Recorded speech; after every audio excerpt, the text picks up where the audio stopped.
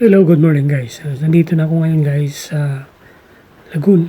So, before ako pumasok dun, punta muna tayo dito sa Capital Negros, Provincial Capital of Negros. So, yan guys. Maaga pa to kaya hindi pa masyadong maraming tao. Kasi dapat maraming tao na to pag medyo tanghali na dahil Sabado. Maraming nagbo-booking dito.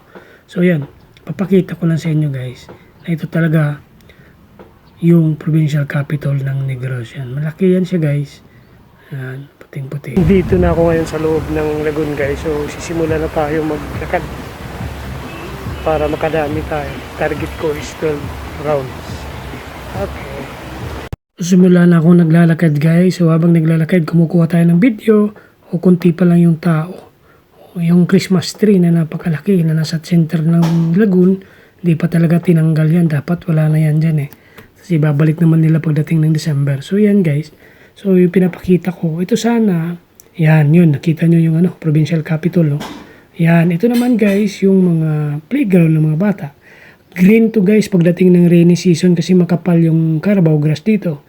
Dahil sa mainit ngayon, yun, namatay. Kaya walang masyadong grass. Pero pag balik ng maulan, babalik na naman yun guys.